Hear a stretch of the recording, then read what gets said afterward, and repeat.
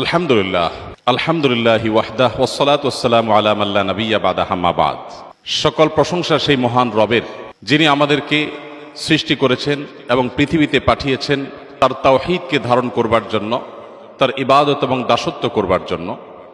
দুরূদ এবং সালাম নাজিল হোক সর্বকালের সর্বশ্রেষ্ঠ সেই মহামানবের প্রতি, যিনি বিশ্ব মানবতাকে মুক্তির পথ দেখিয়েছেন, যিনি বিশ্ব মানবতার কাছে সবচেয়ে বড় আদর্শ, অনুপম দৃষ্টান্ত, সবচেয়ে বড় আইডল, যিনি শুধুমাত্র নীতিবাক্য শুনিয়ে ক্ষান্ত হননি, তার প্রতিটি নীতিবাক্যের বাস্তবায়ন তিনি নিজে হাতে পৃথিবীর মানুষকে করে দেখিয়ে তারপর দুনিয়া থেকে গত হয়েছেন। আল্লাহুম্মা সাল্লি আলাইহি আল্লাহুম্মা বারিক আলাইহি।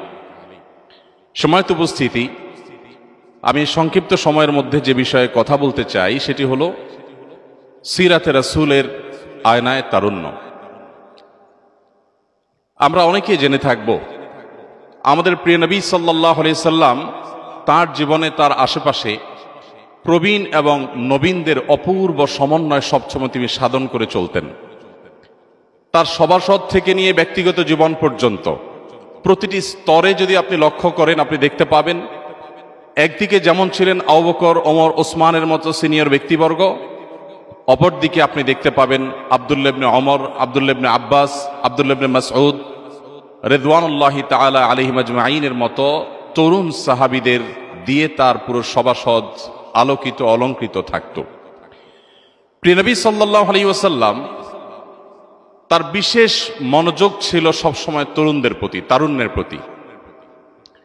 তার হাদিসের যে ভান্ডার আছে সেখান থেকে আপনি দেখবেন জীবনের অন্য কোনো সময় নিয়ে, সেটা শৈশব হোক কিংবা বার্ধক্য হোক অথবা পরিণত বয়স হোক, অন্য কোনো সময় নিয়ে প্রিয় নবী সাল্লাল্লাহু আলাইহি সাল্লাম এতগুলো কথা বলেননি যতগুলো কথা বলেছেন তারুণ্যকে ঘিরে।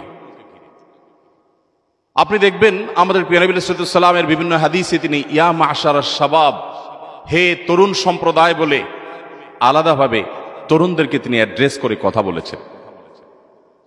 আপনি দেখবেন না যে তিনি মধ্যবয়সী মানুষদেরকে আলাদা করে অ্যাড্রেস করে বলেছেন হে মধ্যবয়সী মানুষেরা, হে বৃদ্ধা নারীরা, হে বৃদ্ধ পুরুষেরা। এভাবে নবী করিম সাল্লাল্লাহু আলাইহি সাল্লাম সাধারণত সচরাচর সম্বোধন করে কথা বলতেন না। প্রিয় নবী সাল্লাল্লাহু আলাইহি সাল্লামের কতখানি মনোযোগ ছিল আপনাদের প্রতি, আমাদের প্রতি, বিশেষভাবে তার মনোযোগ ছিল তারুণ্যের প্রতি। এটি তার তরুণদেরকে বিশেষভাবে অ্যাড্রেস করে করে, সম্বোধন করে করে মায়াভরা কণ্ঠে বিভিন্ন নসিহা এবং দিক নির্দেশনা যে দিয়েছেন সেখান থেকে দিনের আলোর মতো পরিষ্কার। আজ আমরা দেখতে পাই কোথাও হয়তো প্রবীণদের প্রায়োরিটি, আবার কোথাও হয়তো নবীনদের প্রায়োরিটি। প্রিয় নবী সাল্লাল্লাহু আলাইহি সাল্লাম সেই মানুষ ছিলেন যার ব্যক্তিগত জীবন থেকে নিয়ে তার সভাসদ পর্যন্ত, তার সমস্ত পর্যায়ে এমনকি রণাঙ্গনেও নবীন এবং প্রবীণদের অপূর্ব সমন্বয় তিনি সাধন করতেন। যেখানে নবীনদের প্রয়োজন সেখানে নবীনদেরকে তিনি নেতৃত্ব দিতেন, যেখানে প্রবীণদের প্রয়োজন সেখানে তিনি প্রবীণদেরকে সেই কাজে লাগাতেন। প্রিয় নবী সাল্লাল্লাহু আলাইহি সাল্লামের তরুণদেরকে ঘিরে যে সমস্ত হাদিসগুলো তিনি বলেছেন এগুলো অনেকগুলো আপনাদের জানা থাকার কথা। তিনি তারুণ্যের গুরুত্ব দেখাতে বোঝাতে গিয়ে বলেছেন ইগতানিম খামসান ক্বাবলা খামসিন, পাঁচটি বিষয় তোমাদের জীবনে হেলায় হারিও না, পাঁচটি বিষয়কে হেলায় হারাবে না। পাঁচটি বিষয় এগুলোর বিশেষভাবে তোমরা কদর করবে, মূল্যায়ন করবে, অবহেলায় অযত্নে যেন এই পাঁচটি সম্পদ তোমাদের জীবন থেকে হারিয়ে না যায়। তন্মধ্যে থেকে গুরুত্বের সাথে নবী সাল্লাল্লাহু আলাইহি সাল্লাম বলেছেন শাবাবাকা ক্বাবলা হারামিক, মনে রাখবে হে তরুণ, তোমার জীবনে হায়াত যদি থাকে, বেঁচে যদি থাকো পৃথিবীতে, একটা সময় বার্ধক্য আসবে। সো বার্ধক্য আসার আগে তোমার তারুণ্যের প্রতি তুমি খেয়াল রেখো, অর্থাৎ যৌবনের উচ্ছলতায়, উন্মাদনায় তুমি যেন সেটাকে নষ্ট করে ফেলো না। যত্রতত্র তোমার তারুণ্যকে ব্যবহার করো না। মনে রাখবে এই তারুণ্য অন টাইম, জীবনে একবার আসছে আর আসবে না। আলী রাদিয়াল্লাহু তাআলা আনহু তার একটি প্রসিদ্ধ কবিতা আছে, বাকাইতু আলা শাবাবিন ক্বাদ তাওয়াল্লা ফায়া লাইতাশ শাবাব লানা ইয়াউদু।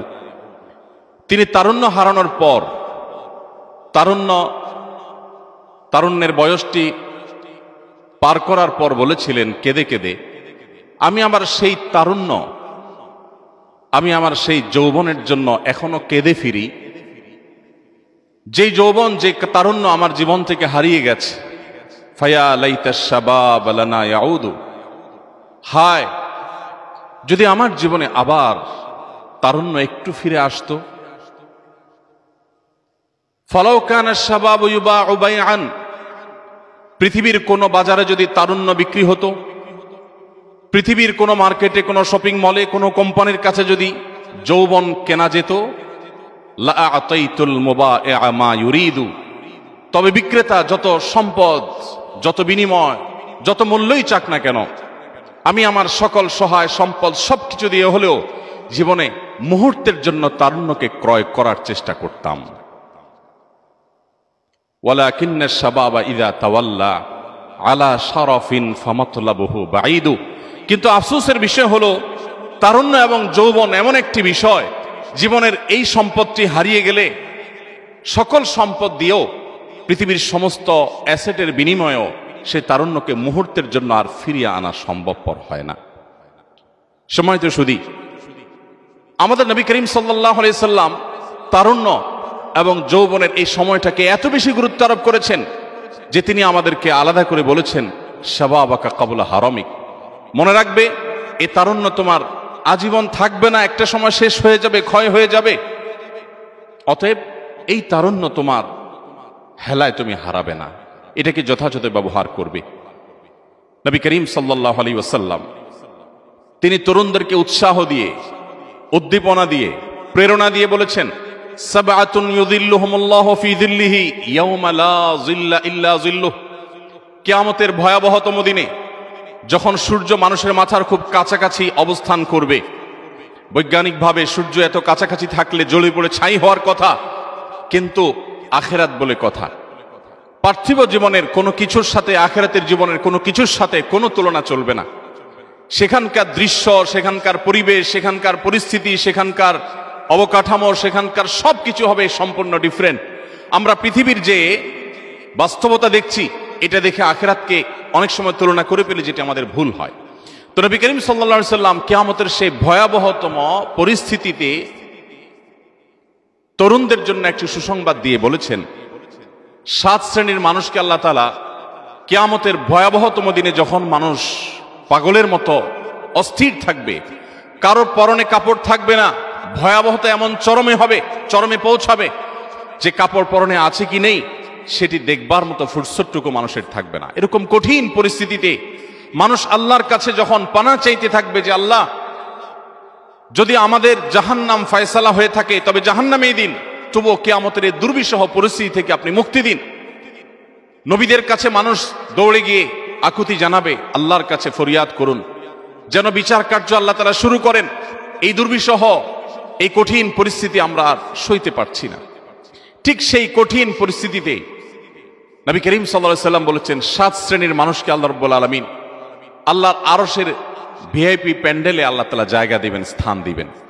কোনো কষ্ট তাদেরকে স্পর্শ করবে না, তারা জান্নাতি নেয়ামতের মধ্যে অবস্থান করবে। সেই 7 শ্রেণীর মানুষের মধ্যে দ্বিতীয় শ্রেণীর কথা উল্লেখ করে নবী সাল্লাল্লাহু আলাইহি সাল্লাম বলেছেন, শাবুন নাশআ ফি ইবাদাতিল্লাহ, ওই তরুণ, ওই তরুণী, ওই যুবক, ওই যুবতী যে তার যৌবনকে, যে তার তারুণ্যকে তার রবের ইবাদতের জন্য বিসর্জন করেছে, উৎসর্গ করেছে, রিজার্ভ করে রেখেছে, পুরা তারুণ্যকে আল্লাহর উদ্দেশ্যে যে উপস্থাপন করেছে, ব্যবহার করেছে, যার তারুণ্যকে সে কালিমা মিশ্রিত হতে দেয়নি, তার তারুণ্যে কোনো মাস্তানি, কোনো গুন্ডামি, কোনো অসৎকর্ম, কোনো অন্যায়, কোনো পাপাচার, এগুলো দ্বারা সে কোনোভাবে নষ্ট হতে দেয়নি।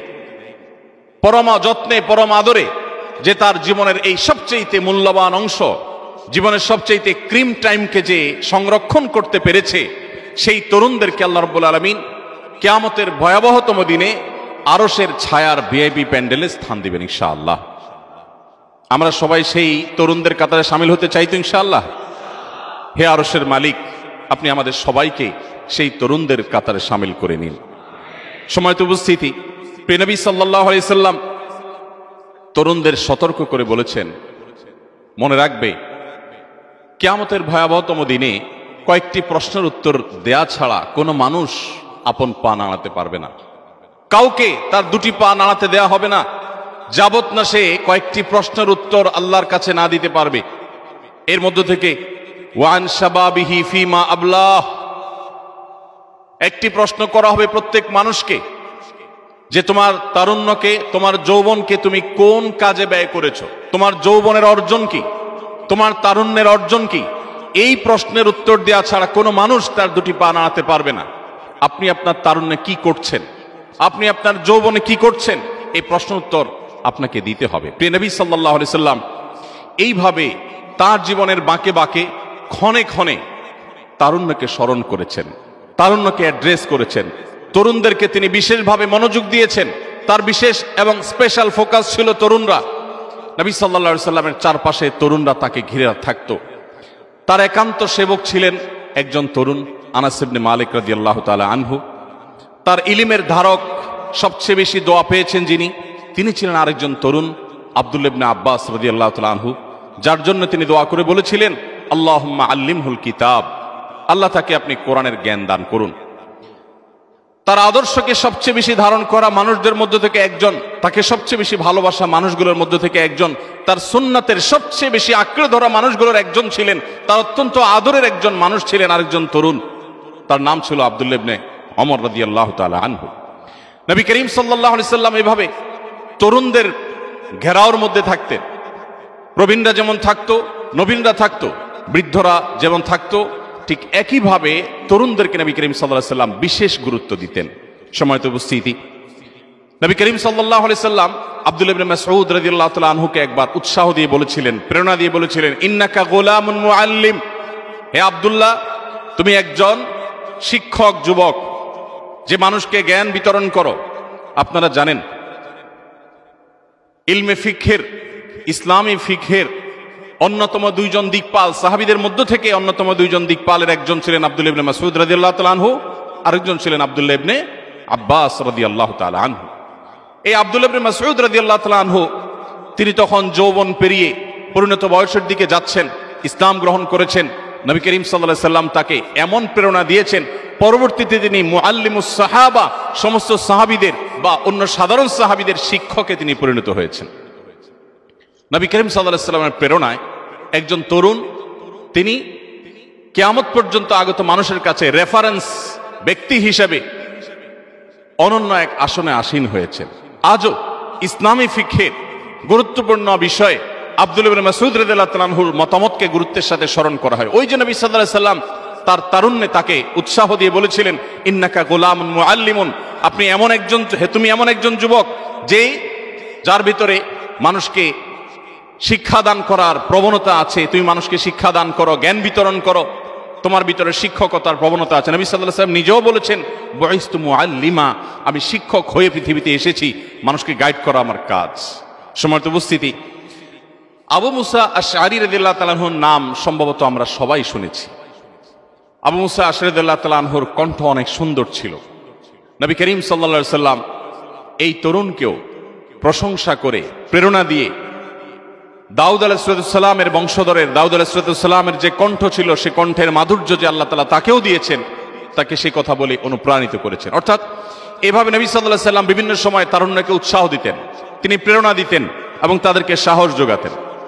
আরেকজন তরুণের নাম না বললেই নয়, আপনারা অনেকেই শুনে থাকবেন মুসআব ইবনে উমাইর রাদিয়াল্লাহু তাআলা আনহুর কথা। মুসআব ইবনে উমাইর রাদিয়াল্লাহু তাআলা আনহু, এই সাহাবী আমার জীবনে এত বেশি প্রভাব ফেলেছেন যে আমার ছেলেদের মধ্যে এক ছেলের নাম রেখেছি আমি মুসআব। নবী করিম সাল্লাল্লাহু আলাইহি সাল্লাম মুসআব ইবনে উমাইর রাদিয়াল্লাহু তাআলা আনহুকে মদিনায় পাঠিয়েছেন ইসলামের দাওয়াত দেওয়ার জন্য। আপনারা জানেন এত চমৎকার ভাবে নবী করিম সাল্লাল্লাহু আলাইহি সাল্লামের দূত হিসাবে, নবী সাল্লাল্লাহু আলাইহি সাল্লামের প্রতিনিধি হিসাবে মদিনাতে ইসলামকে এত সুন্দরভাবে উপস্থাপন করেছেন যে মদিনায় হিজরতের প্রেক্ষাপট রচনা করেন এই তরুণ সাহাবী, এবং তার মাধ্যমে মদিনার অনেক বড় বড় ব্যক্তিরা ইসলামের ছায়াতলে আসতে পারে। ইসলামের ইতিহাসের যে সোনালী যুগ পরবর্তীতে রচিত হয়েছে, এর পেছনের নেপথ্যের নায়কদের অন্যতম ছিলেন একজন তরুণ সাহাবী মুসআব ইবনে উমাইর রাদিয়াল্লাহু তাআলা আনহু। নবী করিম সাল্লাল্লাহু আলাইহি সাল্লামের অত্যন্ত প্রিয়, অত্যন্ত আস্থার, অত্যন্ত ভালোবাসার তারুণ্যের আরেকটি চরিত্রের নাম হলো যায়েদ ইবনে সাবিত রাদিয়াল্লাহু তাআলা আনহু। যায়েদ ইবনে সাবিত রাদিয়াল্লাহু তাআলা আনহুকে বয়সে তরুণ হওয়া সত্ত্বেও নবী সাল্লাল্লাহু আলাইহি সাল্লাম একটি গুরু দায়িত্ব দিয়েছিলেন। তিনি যায়েদ ইবনে সাবিত রাদিয়াল্লাহু তাআলা আনহুকে বলেছেন, তুমি ইহুদিদের ভাষা শেখো, কারণ ইহুদিদের সাথে আমার কূটনীতিক বিভিন্ন চিঠিপত্র আদান প্রদান হয়। এই সমস্ত কূটনৈতিক তৎপরতার ক্ষেত্রে তোমাকে দোভাষীর ভূমিকা পালন করতে হবে। তাদের চিঠিপত্রের অনুবাদ তুমি আমাকে করে দিতে হবে। আমার দেওয়া চিঠিপত্র, আমার দেওয়া বার্তা বাণী, এগুলো তাদের মাঝে তুমি পৌঁছাতে হবে। যায়েদ ইবনে সাবিত রাদিয়াল্লাহু তাআলা আনহু নবী করিম সাল্লাল্লাহু আলাইহি ওয়াসাল্লামের নির্দেশ পালন করে এই গুরু দায়িত্ব তিনি তার কাঁধে তুলে নিয়েছিলেন এবং তিনি শিখেছিলেন ইহুদিদের ভাষা এবং অত্যন্ত চমৎকার ভাবে নবী করিম সাল্লাল্লাহু আলাইহি ওয়াসাল্লামের দোভাষীর কাজ করেছিলেন। বয়সে তিনিও কিন্তু একজন তরুণ ছিলেন। সময়ত উপস্থিতি, নবী করিম সাল্লাল্লাহু আলাইহি সাল্লাম মক্কা বিজয়ের পর যখন মক্কা থেকে তিনি বাহিরে যাবেন, মক্কা রাষ্ট্রের দায় দায়িত্বগুলো বুঝিয়ে দেওয়ার জন্য তিনি বেছে নিয়েছেন একজন তরুণকে। সেই তরুণের নাম হলো আত্তাব ইবনে উসাইদ রাদিয়াল্লাহু তাআলা আনহু। অনেক বৃদ্ধ আরো অন্য বয়সের মানুষ থাকা সত্ত্বেও এমন একজন তরুণকে আমাদের প্রিয় নবী সাল্লাল্লাহু আলাইহি সাল্লাম মক্কায় তার প্রতিনিধি হিসাবে রাষ্ট্র পরিচালনার দায়িত্ব দিয়েছিলেন, যার বয়স 20 বা 21 ছিল। বিভিন্ন ঐতিহাসিকরা বলেছেন 21ও তার বয়স তখনও পরিপূর্ণ হয়নি। এরকম একজন টকবগে যুবককে তিনি মক্কায় তার প্রতিনিধি হিসাবে পুরো দায়িত্ব তার কাঁধে তুলে দিয়ে তারপর নবী সাল্লাল্লাহু আলাইহি সাল্লাম সেখান থেকে গিয়েছেন। তরুণরা নবী করিম সাল্লাল্লাহু আলাইহি সাল্লামের কাছে কত গুরুত্বপূর্ণ ছিলেন, যুবকদের প্রতি নবী সাল্লাল্লাহু আলাইহি সাল্লামের কি মনোযোগ ছিল, কয়েক ঘন্টা আলোচনা করলে বোধহয় সেটি শেষ করা সম্ভবপর হবে না। সময়ত উপস্থিতি, আমরা আরেকজন সাহাবীর নাম জানি, আব্দুল্লাহ ইবনে হুযাফা রাদিয়াল্লাহু তাআলা আনহু। নবী করিম সাল্লাল্লাহু আলাইহি সাল্লাম তাকে আরেকটি গুরু দায়িত্ব দিয়েছিলেন। মদিনা রাষ্ট্রের তরফ থেকে, পক্ষ হতে প্রিয় নবী সাল্লাল্লাহু আলাইহি সাল্লামের প্রতিনিধি হিসাবে, তার দূত হিসাবে বড় বড় প্রভাবশালী রাজা বাদশাদের কাছে নবী করিম সাল্লাল্লাহু আলাইহি সাল্লাম এই সাহাবী আব্দুল্লাহ ইবনে হুযাফা রাদিয়াল্লাহু তাআলা আনহুকে পাঠিয়েছেন। কতটা গুরুত্ব তিনি তরুণদেরকে দিতেন, কতটা ভালোবাসতেন তরুণদেরকে, তার একটা উজ্জ্বল উদাহরণ হলেন এই আব্দুল্লাহ ইবনে হুযাফা রাদিয়াল্লাহু তাআলা আনহু। নবী করিম সাল্লাল্লাহু আলাইহি সাল্লামের একান্ত সেবা করার জন্য সবারই আগ্রহ ছিল। সবাই চাইতেন নবী সাল্লাল্লাহু আলাইহি সাল্লামকে একান্তে সেবা দিতে, তার খেদমত করতে। কিন্তু তিনি সেই সুযোগটা দিয়েছেন আরেকজন তারুণ্যের দিকে অগ্রসর হতে যাওয়া একজন সাহাবীকে, আনাস ইবনে মালিক রাদিয়াল্লাহু তাআলা আনহু, যার নাম। ঠিক একইভাবে আমরা দেখেছি অগণিত তরুণদের ভিড়ে নবী করিম সাল্লাল্লাহু আলাইহি সাল্লাম বসবাস করতেন এবং তরুণদেরকে তিনি এতটা ভালোবাসতেন। আমরা যারা বয়সে তরুণ আছি, বয়সে যারা নবীন আছি, আমাদের কি সেই ভালোবাসার প্রতিদান দেওয়া উচিত নয়? নবী করিম সাল্লাল্লাহু আলাইহি সাল্লাম তিনি আমাদেরকে যতটা ভালোবেসেছেন, তার যতটা মনোযোগ ছিল তারুণ্যের প্রতি, তার সেই ভালোবাসার সর্বোত্তম প্রতিদান হবে নবী করিম সাল্লাল্লাহু আলাইহি সাল্লাম তরুণদেরকে যেভাবে দেখতে চেয়েছেন, যেমন তরুণের চিত্র তিনি অঙ্কন করেছেন, যেই তরুণের স্বপ্ন তিনি দেখেছেন, তারুণ্যকে তিনি যে গাইড করেছেন, আজকের তারুণ্য যদি সেই পথে হাঁটে তবে সেটাই হবে নবী করিম সাল্লাল্লাহু আলাইহি সাল্লামের প্রতি আমাদের কৃতজ্ঞতার সবচাইতে উজ্জ্বল উদাহরণ। সময়ত উপস্থিতি, নবী করিম সাল্লাল্লাহু আলাইহি সাল্লাম তরুণদের সবচেয়ে বেশি যে বিষয়ে গুরুত্ব দিতেন সেটি হলো তরুণরা যেন তাদের তারুণ্যকে সকল প্রকার নোংরামো থেকে, সকল প্রকার পাপাচার থেকে, বিশেষভাবে চরিত্রহীনতা থেকে তারা যেন নিজেদেরকে হেফাজতে রাখে। কারণ আপনারা জানেন তারুণ্যের এই সময়টা, এটা পৃথিবীকে জয় করার সময়। অতি সম্প্রতি আমরা দেখেছি নতুন বাংলাদেশ গড়ে দেওয়ার এই অসাধ্য সাধন করেছিল তরুণেরা। তরুণরাই আমাদের সামনে থেকে নেতৃত্ব দিয়েছে এবং পুরো কাজটি শুরু থেকে শেষ পর্যন্ত সহস্তে সুসম্পাদন করে ছেড়েছে তরুণেরা। আবারও প্রমাণ হলো তার মাধ্যমে যে তরুণরা জাগলে পৃথিবী জেগে যাবে। বিশেষ করে মুসলিম তরুণরা যদি জাগ্রত হয়ে যায়, তারা যদি সচেতন হয়ে যায়, তাহলে আজ গোটা পৃথিবীতে মুসলমানদের যে দুরবস্থা আমরা দেখতে পাচ্ছি, এর কোনো কিছুই থাকবে না, চিঠিফোঁটাও থাকবে না।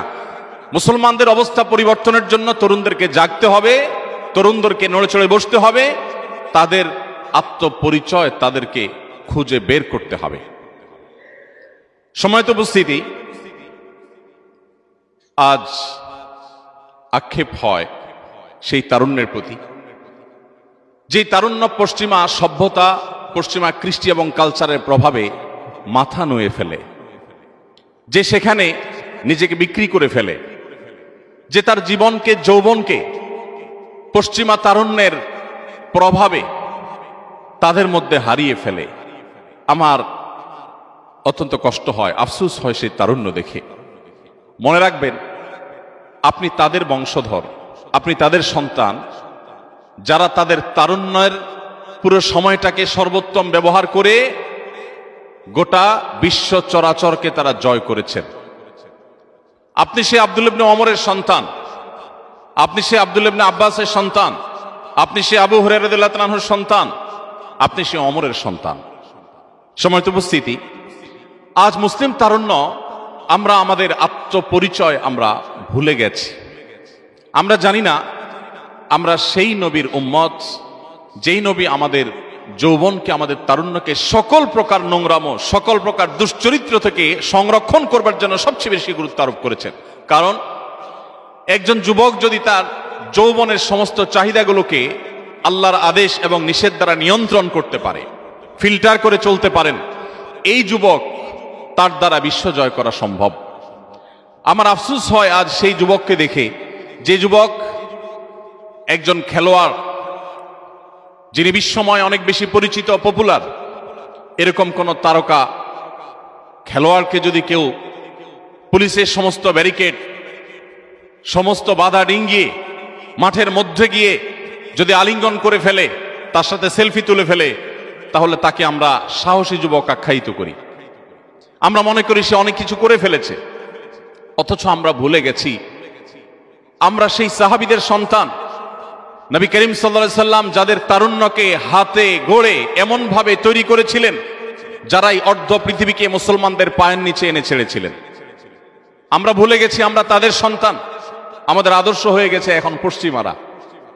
সম্মানিত উপস্থিতি, নবী করিম সাল্লাল্লাহু আলাইহি সাল্লাম আমাদের এই তারুণ্যকে সংরক্ষণ করবার জন্য, বিশেষ করে আমাদের এই তরুণ বয়সে, যৌবন বয়সে বিবাহ বহির্ভূত সম্পর্ক না করবার ব্যাপারে তিনি এত বেশি গুরুত্ব আরোপ করেছেন যে এই একটি বিষয়ের মধ্যে একজন মুসলিম তরুণের উন্নতি, অগ্রগতি কতটুকু হবে না হবে, তার দ্বারা মুসলিম মিল্লাতের কতটুকু উপকার হবে না হবে, তা নিরূপণ হয়ে যায় তার তারুণ্যে, তার যৌবনে তিনি তার চরিত্রকে কতটা হেফাজত করতে পেরেছেন বা পারেননি তার উপরে। দেখুন, গোটা পৃথিবী আজ আপনাকে বলবে ধর্ষণ করা যাবে না, পাশবিক নির্যাতন করা যাবে না। পৃথিবীর সমস্ত সভ্যতায় সেটা অপরাধ, মহা অপরাধ, শাস্তিযোগ্য অপরাধ, ঘৃণ্য কর্ম।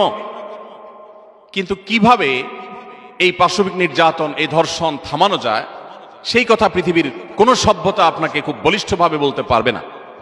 মুহাম্মদ সাল্লাল্লাহু আলাইহি সাল্লামের শরীয়ত আপনাকে বলে দিবে তার উপায়। সমাজ যখন বকে যায়, তখন সেটাকে নিয়ন্ত্রণ করার জন্য মানুষ ভাবে, আর আল্লাহ প্রদত্ত ওহীর জ্ঞান দ্বারা যারা পরিচালিত হয়, তাদেরকে আল্লাহ রাব্বুল আলামিন আগে থেকেই, সমস্যা সৃষ্টি হওয়ার আগে থেকেই বাঁধ দেওয়ার শিক্ষা দিয়েছে।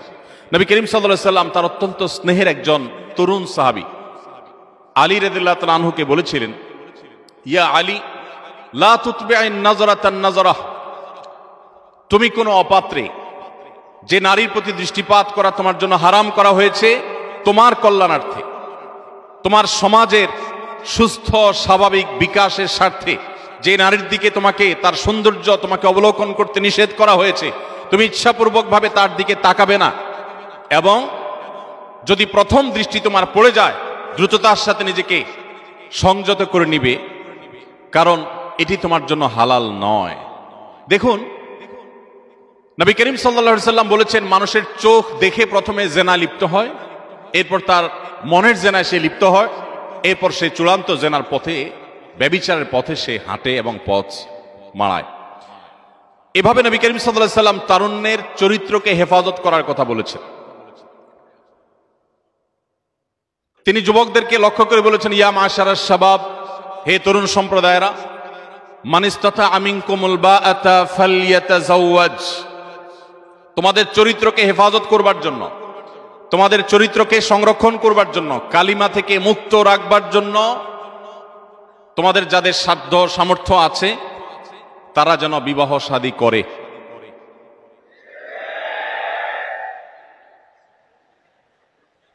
আল্লাহ তাআলা আমাদের অভিভাবকদের মনগুলোকে গলিয়ে দিন,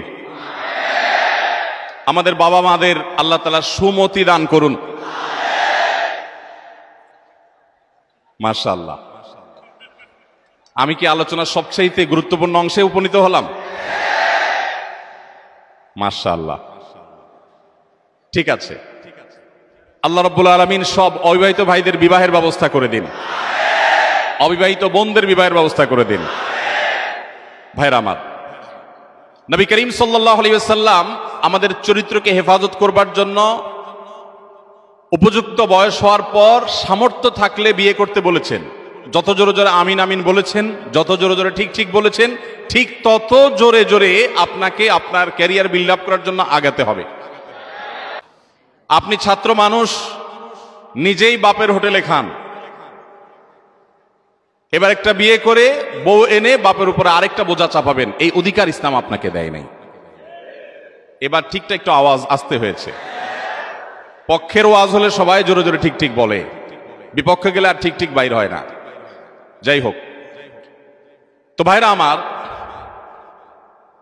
খুবই গুরুত্বপূর্ণ ইস্যু। যেই যুবক তার যৌবনকালে যা দেখে তাতেই সে অস্থির হয়ে যায়, ব্যাকুল হয়ে যায়, নিয়ন্ত্রণহীন হয়ে যায়, আত্মনিয়ন্ত্রণ রাখতে পারে না, যেখানে সেখানে কাত হয়ে পড়ে, চিত হয়ে পড়ে, যেখানে সেখানে সে সারেন্ডার করে বসে এবং নিজেকে কোনোভাবে কন্ট্রোল করতে পারে না, আমি বলি এই যুবকদের দৃষ্টান্ত হলো ডায়রিয়ার রোগের মতো। কেউ ডায়রিয়া আক্রান্ত হলে সেটা যদি চরম পর্যায়ে পৌঁছে যায়, তখন তারা নিয়ন্ত্রণ ক্ষমতা থাকে না, আত্মনিয়ন্ত্রণ থাকে না, চাইলেও সে মন মতো, জায়গা মতো, সময় মতো তার কাজ সে সারতে পারে না। তো এই রোগের রোগীর মতো হলো ওই তরুণের অবস্থা, যে তরুণ যেখানে যা দেখে, মোবাইলে দেখেছে, কম্পিউটারে দেখেছে, বাইরে দেখেছে, ফেল ফেল করে চেয়ে রয়েছে, ওইদিকে পিছনে দৌড়ানো শুরু করে দিয়েছে, তার পড়ালেখা শেষ করে দিয়েছে, ক্যারিয়ার ছেড়ে দিয়েছে, বাপমা ছেড়ে দিয়েছে, সমাজ ছেড়ে দিয়েছে, দিন ধর্ম ছেড়ে দিয়েছে, সে পাগলপরা হয়ে ঘুরছে। তো আবার আরেকটা দেখেছে, তো সেদিকে ছুটছে। যে যুবক এভাবে যা দেখে সেদিকেই ছুটে, যেখানে যায় সেখানে কাত হয়ে পড়ে, সব জায়গায় নিয়ন্ত্রণহীন হয়ে যায়, সে যুবকের দৃষ্টান্ত হলো ডায়রিয়া রোগীর মতো নিয়ন্ত্রণহীন। সিরিয়াস আলাপ। দেখুন,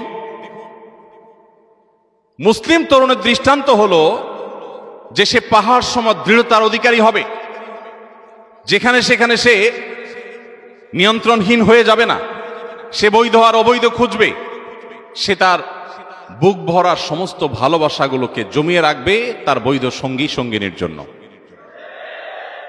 দেখুন, পৃথিবীর সমস্ত সভ্যতা আপনাকে বলবে যে তুমি বিবাহ করেছো, এই অবস্থায় তুমি আরেকজন নারীর সাথে, বা কোনো নারী তিনি বিবাহ করেছেন, তিনি আরেকজন পুরুষের সাথে যদি সম্পর্ক রাখে, এই সম্পর্কটা অবৈধ, এটা পৃথিবীর সমস্ত সভ্যতাই স্বীকার করে।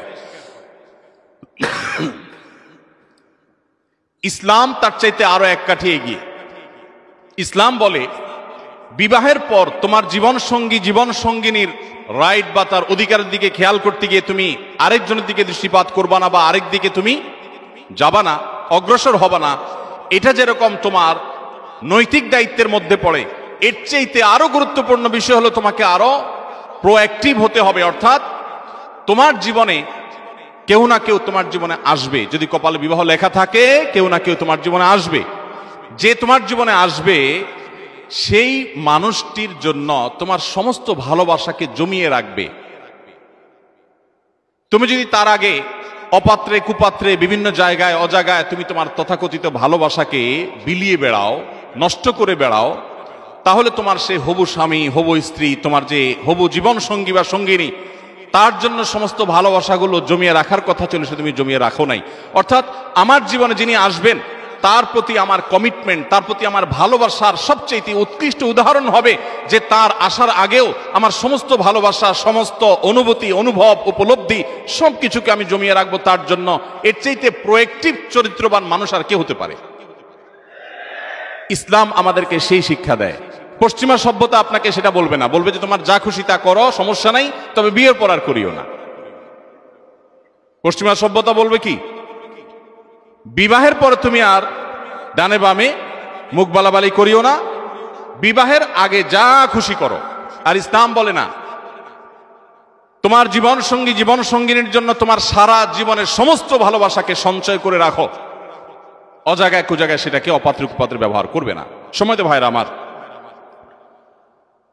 আমরা আজ অনেকেই পশ্চিমা সভ্যতা, পশ্চিমা কৃষ্টি কালচারের দ্বারা এত বেশি প্রভাবিত হয়ে গেছি যে তাদের সব কিছুকে আমরা গায়ে মাখানোর চেষ্টা করছি, তাদের সমস্ত কৃষ্টিগুলোকে আমরা এখানে আমদানি করার চেষ্টা করছি। আমরা ভুলে গেছি যে আমরা মুসলমান, আমরা বাঙালি, আমরা বাংলাদেশি। এই অঞ্চলের মানুষের যে কৃষ্টি, যে কালচার, সেটা মুসলমান হোক কিংবা হিন্দু হোক কিংবা খ্রিস্টান হোক কিংবা বৌদ্ধ হোক, সে কালচার কোনো ক্রমেই পশ্চিমা কালচারের সাথে যায় না। আমাদের নিজস্ব সংস্কৃতি আছে, সেটা আমরা ভুলে যেতে বসেছি।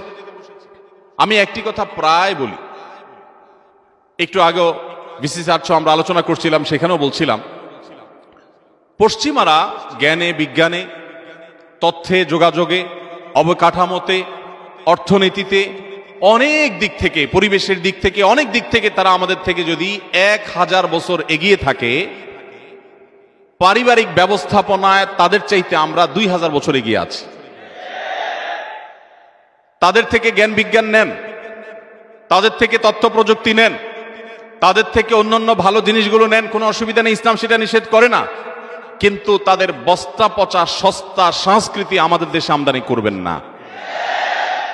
এদেশের স্বামীরা স্ত্রীদেরকে যতটা ভালোবাসে, এদেশের স্ত্রীরা স্বামীকে যতটা ভালোবাসে, আমাদের সমাজে অধপতনের এই সময়টাতেও স্বামী স্ত্রীর মধ্যে যে বোঝাপড়া আছে, যতটা দাম্পত্য জীবনের সুখ এবং ভালোবাসা আমরা আমাদের এই অঞ্চলে কল্পনা করতে পারি, পশ্চিমারা সেগুলো স্বপ্নেও দেখে না।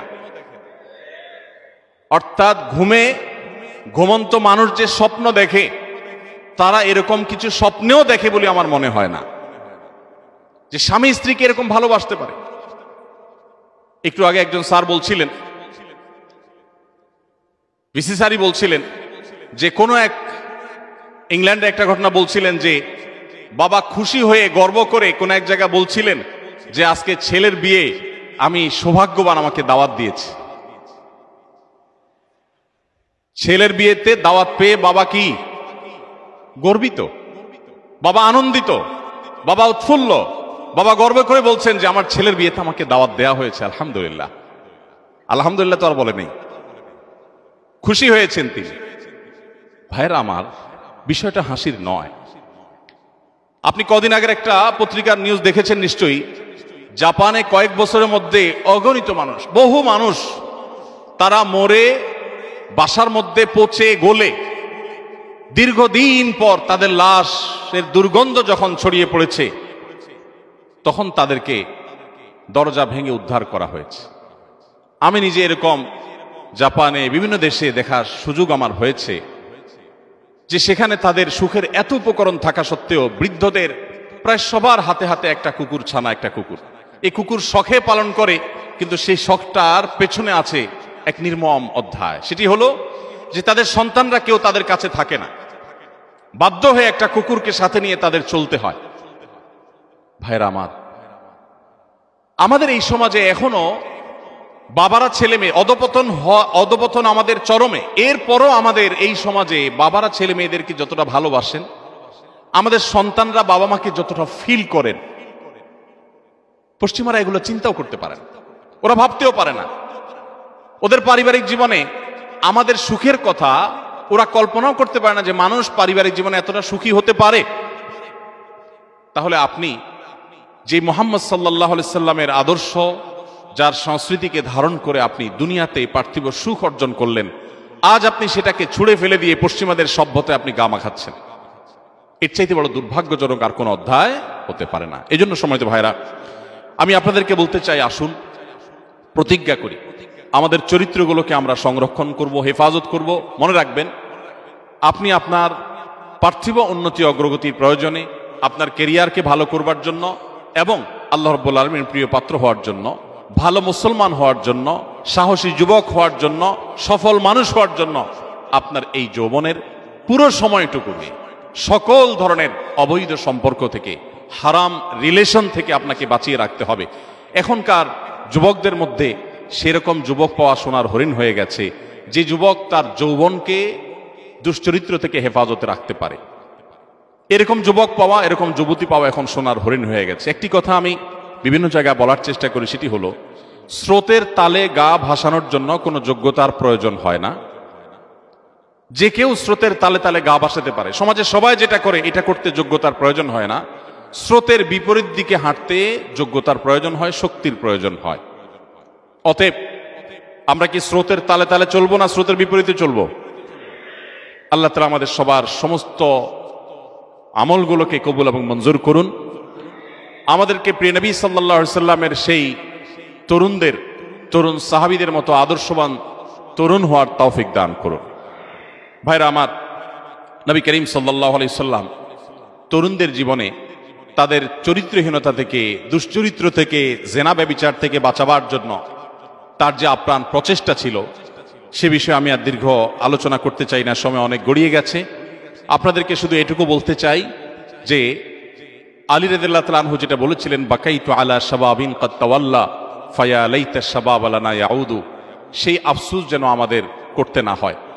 আপনি যদি কিয়ামতে আল্লাহর কাছে আর কিছু না নিয়ে যান, শুধুমাত্র এটুকু বলেন, আল্লাহ আমি শুধুমাত্র ঈমানের পর 5 ওয়াক্ত নামাজ পড়েছি, শিরক এবং বড় অপরাধগুলো থেকে, গুনাহগুলো থেকে বেঁচে থেকেছি, আর আমার তারুণ্যকে কোনো প্রকার কলঙ্ক থেকে মুক্ত রাখতে পেরেছি, আমার বিশ্বাস আল্লাহ রাব্বুল আলামিনের কাছে আপনি সাকসেস এবং সফল তরুণ হিসাবে, সফল মুসলিম হিসাবে দাঁড়াতে পারবেন।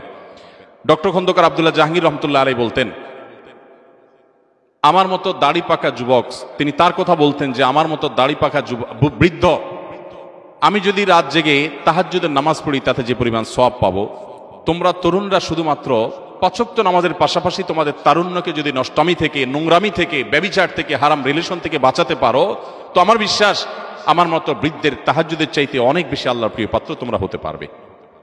তো আপনারা চেষ্টা করবেন তো ইনশাআল্লাহ? আল্লাহ রাব্বুল আলামিন আমাদের সবাইকে, আমাদের তারুণ্যকে সকল ধরনের নষ্টামি থেকে, নোংরামি থেকে, অবৈধ সম্পর্ক থেকে বাঁচাবার তৌফিক দান করুন। ভাইরা আমার, বিশেষভাবে আপনাদেরকে আমি অনুরোধ করব, কোরআনে কারীমের সূরা ইউসুফ আপনারা একটু পাঠ করবেন। ইউসুফ আলাইহিস সালাম কিয়ামত পর্যন্ত আগত সমস্ত তরুণদের জন্য কোরআনের দেওয়া সবচেয়ে উত্তম উদাহরণ, সবচেয়ে ভালো দৃষ্টান্ত। তিনি কিভাবে তার তারুণ্যকে হেফাজত করেছিলেন। 7 শ্রেণী যুবকের যে হাদিস আমরা বলেছি, অবাক করা বিষয় হলো, যেখানে 7 শ্রেণীর মানুষকে আল্লাহ রাব্বুল আলামিন আরশের নিচে ছায়া দিবেন কিয়ামতের ভয়াবহতম দিনে, সেখানে 7 শ্রেণীর মধ্যে 2টা শ্রেণী আছে এই চরিত্র কেন্দ্রিক। তার একটা হলো সরাসরি শাবুন নাশা ফি ইবাদাতিল্লাহ, যে যুবক তার তারুণ্যকে আল্লাহর ইবাদতে কাটাবে। আরেকটা হলো ওই যুবক বা ওই যুবতী, ওই পুরুষ বা ওই নারী, যাকে অন্যায় বা পাপের কাজে আহ্বান করা হবে, অবৈধ রিলেশনের জন্য কেউ অফার করবে, আর সে বলবে ইন্নী আখাফুল্লাহ, আমি আল্লাহকে ভয় করি, আমার তারুণ্যে আমি কোনো নোংরামি লাগাতে দেব না, যা হয়েছে তার জন্য তওবা করে পরিপূর্ণভাবে আল্লাহর কাছে ইস্তেগফার করে যদি আমি ফিরে আসি, আল্লাহ তাআলা পেছনের সমস্ত গুনাহ মাফ করবেন ইনশাআল্লাহ। এবং নতুন করে যদি কেউ সংকল্প করে এবং তার তারুণ্যকে সে যদি হেফাজত করে, শুধুমাত্র এই হারাম অফারকে যদি কেউ ডিনাই করতে পারে, এই ইমানি শক্তিটুকু কেউ যদি অর্জন করতে পারে, এই আমলের বিনিময়ে কিয়ামতের ভয়াবহতম দিনে সে আল্লাহর আরশের নিচে ভিআইপি প্যান্ডেলে স্থান পাবে ইনশাআল্লাহ তাআলা। আমরা সবাই চেষ্টা করব তো ইনশাআল্লাহ। সেই সাথে আপনাদেরকে বলতে চাই, প্রিয় নবী সাল্লাল্লাহু আলাইহি সাল্লাম তরুণদের মধ্যমপন্থী হতে উৎসাহিত করেছেন। আজ আমাদের তারুণ্যের একটা অংশকে আমরা দেখতে পাই, তারা মধ্যম পন্থা থেকে বিচ্যুত হয়ে যাচ্ছেন। নবী করিম সাল্লাল্লাহু আলাইহি সাল্লাম সবসময় তরুণদেরকে মধ্যম পন্থা, সব বয়সী মানুষদেরকে, বিশেষভাবে তরুণদেরকে মধ্যম পন্থা অবলম্বন করার জন্য গাইড করতেন। অতএব আমরা মধ্যম পন্থা অবলম্বন করব, কোরআন এবং হাদিসের জ্ঞানে আমরা আলোকিত হওয়ার চেষ্টা করব, ভাই বোন মুসলিম না হয়ে ইসলামটাকে জানার চেষ্টা করব। বিশেষ করে আন্তর্জাতিক ইসলাম বিশ্ববিদ্যালয় চট্টগ্রাম বাংলাদেশের বেসরকারি বিশ্ববিদ্যালয়গুলোর ভিতরে এমন একটি বিশ্ববিদ্যালয়, যে বিশ্ববিদ্যালয়ের পরিবেশ, যার ভেতরের অংশ আমার ঘুরে ঘুরে দেখার সুযোগ হয়েছে, যেটা দেখার পর একজন রুচিবান মানুষের ভালো লাগা কাজ করবে, তার আনন্দ হবে, তিনি অভিভূত না হয়ে পারবেন না। এরকম একটি ক্যাম্পাস আলহামদুলিল্লাহ আপনারা পেয়েছেন। আমি আপনাদের প্রতি উদাত্ত আহ্বান রাখতে চাই, যারা বিশেষ করে জেনারেল সাবজেক্টগুলো নিয়ে পড়াশোনা করছেন তাদেরকে বলতে চাই যে আপনারা ইসলামকে জানার এই সুবর্ণ সুযোগ হাতছাড়া করবেন না। মনে রাখবেন, আপনার কর্মজীবনে প্রবেশের পর আপনি শত চেষ্টা করলেও ইসলামকে সুন্দরভাবে সঠিকভাবে জানার সুযোগগুলো আপনার জন্য এতটা অবারিত থাকবে না আপনার এই প্রিয় ক্যাম্পাসে যতটা আপনার জন্য সেটা আছে। অতএব আপনাদেরকে আমি বিনীতভাবে আহ্বান করতে চাই যে আপনারা ইসলামকে ভালোভাবে জানুন, জন্মসূত্রে মুসলিম না হয়ে জ্ঞানে, জেনে শুনে এবং কোরআন হাদিসের আলোকে মুসলিম হওয়ার চেষ্টা করবেন। সেই সাথে যারা দাওয়া ডিপার্টমেন্টে আছেন, আল কোরআন, আল হাদিস বা অন্যান্য ডিপার্টমেন্টগুলোতে আছেন, তাদেরকে বলতে চাই যে এখানে আপনার অন্যান্য ছাত্র ভাইরা যারা আছেন, যারা অন্যান্য ডিপার্টমেন্টে আছেন, সাধারণ সাবজেক্টগুলো নিয়ে পড়াশোনা করছেন, তাদের মধ্যে দাওয়াতি কাজের এই সুবর্ণ সুযোগ আপনাদের জীবনও আরেকবার পাওয়া কঠিন হবে। মনে রাখবেন, ছাত্র জীবন থেকে বোঝা যায় কে কত দূর যাবে কিংবা যাবে না। অতএব আপনাদের এখন থেকে নিজেদের গতিপথ ঠিক করতে হবে এবং দাওয়াতের এক দারুণ পরিবেশ এই ক্যাম্পাসে আপনাদেরকে গড়ে তুলতে হবে। আমি রব্বে কারিমের কাছে মনে প্রাণে দোয়া করি, আল্লাহ আপনি আমাদের এই যুবক ভাই বোনদেরকে সেই সাহাবীদের মতো আদর্শবান যুবক হওয়ার তৌফিক দান করুন। আপনি তাদেরকে সেই সাহাবীদের মতো হওয়ার তৌফিক দান করুন যারা বিশ্বকে জয় করেছেন, যারা মুসলমানদের মুখকে পৃথিবীতে উজ্জ্বল করেছেন। আজ গোটা বিশ্বে মুসলমানদের যদি আবার মাথা উঁচু করে দাঁড়াতে হয়, মনে রাখবেন জাগতে হবে আপনাদেরকেই, জাগাতে হবে আপনাদেরকেই। বাংলাদেশের পট পরিবর্তন যেরকম তরুণরা করেছে, গোটা বিশ্বের পট পরিবর্তন ইনশাল্লাহ তরুণরাই করবে। কিন্তু তার জন্য আদর্শ তরুণ হতে হবে। যে যুবক আল্লাহর ভয়ে, আল্লাহর নির্দেশের প্রতি শ্রদ্ধার জায়গা থেকে তার তারুণ্যকে হারাম রিলেশন থেকে বাঁচাতে পারে না, তার দ্বারা আর যাই হোক অন্তত বিশ্বজয় করার স্বপ্ন, এটা তার দ্বারা একেবারেই অলীক স্বপ্ন ছাড়ার কিছুই না। বিধায় এই জায়গাটাতে আপনাদের বিশেষভাবে ফোকাস করার জন্য আমি অনুরোধ করব। এবং সেই সাথে আমি শেষ অনুরোধ যেটি রেখেছি তা হলো, আপনারা মধ্যম পন্থা অবলম্বন করার পাশাপাশি ইসলামিক জ্ঞানে নিজেরা সমৃদ্ধ হবেন, অন্যদেরকে সমৃদ্ধ করবেন। আল্লাহ রাব্বুল আলামিন এই প্রতিষ্ঠানকে গোটা বিশ্ব মানবতার কল্যাণে পৃথিবীতে সবচেয়ে বেশি ভূমিকা রাখার মতো একটা প্রতিষ্ঠান হওয়ার তৌফিক দান করুন। এই প্রতিষ্ঠানের প্রত্যেক শিক্ষার্থীকে আল্লাহ রাব্বুল আলামিন আলোকবর্তিকা হিসাবে কবুল এবং মঞ্জুর করুন। আমি মনে প্রাণে আবারও কৃতজ্ঞতা জ্ঞাপন করছি কর্তৃপক্ষের, যারা আমাকে সুযোগ করে দিয়েছেন এখানে দাঁড়াবার জন্য।